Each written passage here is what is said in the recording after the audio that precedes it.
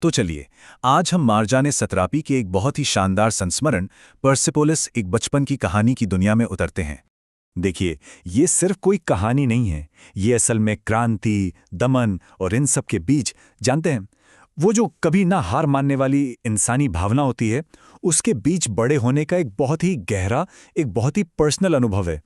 तो इस सफर में हम क्या-क्या देखने वाले हैं?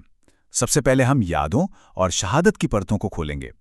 फिर परसेपोलिस के उस शानदार अतीत के सायों का सामना करेंगे। और हाँ, ये भी देखेंगे कि कैसे एक छोटी सी लड़की मर्जी, जो पैगंबर बनने का सपना देखती थी, एक विद्रोही बन जाती है। हम क्रांति और युद्ध की उस पूरी उथल-पुथल को समझेंगे और आखिर में पहचान और निर्वासन जैसे कुछ बहुत गहरे सवालों पर भी बात करेंगे। देखिए, ये बस काले और सफेद चित्रों वाली किताब नहीं है। नहीं नहीं, ये उससे कहीं ज्यादा है। ये एक आत्मकथा भी है, एक ऐतिहासिक दस्तावेज भी, और एक तरह का दार्शनिक सफर भी। और ये सब कुछ हमें एक युवा लड़की मार्जाने सतरापी की आंखों से देखने को मिलता है। और जानते हैं, उसकी नज़रों से हम सिर्फ एक देश को बिखरते हुए नहीं देखते, बल्कि एक बच्चे की जो मासूमियत होती है ना, उसका विश्वास, अपनेपन की भावना, उसे भी टूटते हुए महसूस करते हैं। इसका नाम परसेपोलिस, ये नाम ही अपने आप में कितना शक्तिशाली है ना। ये नाम सुनते ही हमें प्राचीन फारस का वो वैभव, उसकी संस्कृति, उसकी शाही विरासत सब याद आ जाता है। पर सतरापी के लिए ये सिर्फ एक ऐतिहासिक नाम नहीं है, बिल्कुल नहीं। ये उनके लिए एक आईना है जिसमें वो अपने देश के उस अशांत, उस उथल-पुथल भरे वर्तमान को देखती हैं। और पता है, यही कॉन्ट्रास्ट, यही विरोधाभास इस पूरी कहानी के दिल में है। एक तरफ एक शानदार अतीत की यादें, और दूसरी तरफ एक ऐसा आज, एक ऐसा वर्तमान जो कट्टरता और हिंसा में डूबा हुआ है। जरा सोचकर देखिए उस युवा लड़की के बारे में, जिससे अपनी विरासत पर तो बहुत गर्व है, लेकिन साथ ही साथ अपने देश की हालत पर शर्मिंदगी भी महसूस हो रही है। तो यही जो अंदरूनी संघर्ष है ना, गर्व और निराशा के बीच की ये कश्मकश, यही मर्जी के किरदार को आकार देती है, उसे बनाती है। वो अपने देश से प्यार तो करती है, लेकिन फिर भी वो खुद को बिल्कुल अलग-थलग महसूस करती है। और बस इसी तरह परसेपोलिस के वो जो प्राचीन खंडर हैं, वो उसके अपने बिखरे हुए बचपन का एक बहुत ही शक्तिशाली प्रतीक बन जाते हैं। तो सवाल ये उठता है कि इस पूरी उथल-पुथल के बीच में ये युवा मर्जी आखिर है कौन? देखिए, जब हम उससे मिलते हैं तो वो एक मासूम बच्ची है जो ईश्वर से बातें करती है।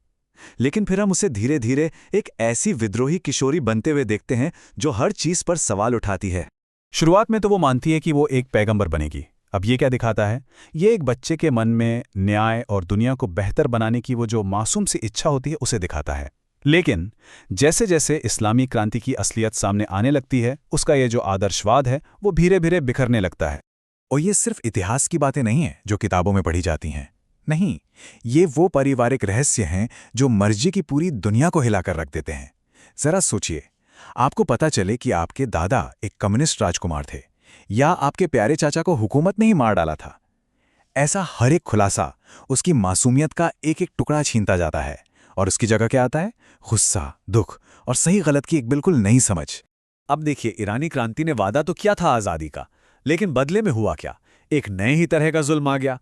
और सतरापी इस धोखे को बहुत ही बेबाकी से, पूरी ईमानदारी से दिखाती हैं। वो बताती हैं कि कैसे वही पड़ोसी जो कभी मॉडर्न हुआ करते थे, अब अचानक से धर्म के ठेकेदार बन गए हैं। मासूम बच्चों को जन्नत की प्लास्टिक की चाबियां दी जाती हैं और जंग में मरने के लिए भेज दिया जाता है।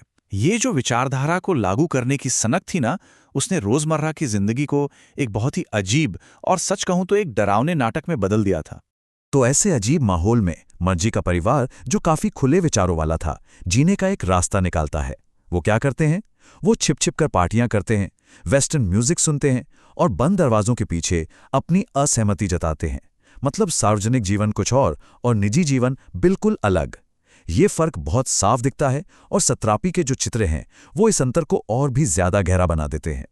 फिर आता है ईरान-इराक युद्ध, और ये मार्जी के जीवन का बैकड्रॉप बन जाता है।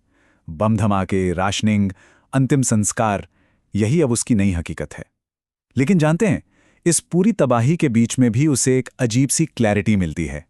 वो अपनी आंखों से देखती है कि कैसे प्रोपेगेंडा के जरिए सच को तोड़ा मरोड़ा जाता है, और कैसे डर का इस्तेमाल करके लोगों को कंट्रोल किया जाता है।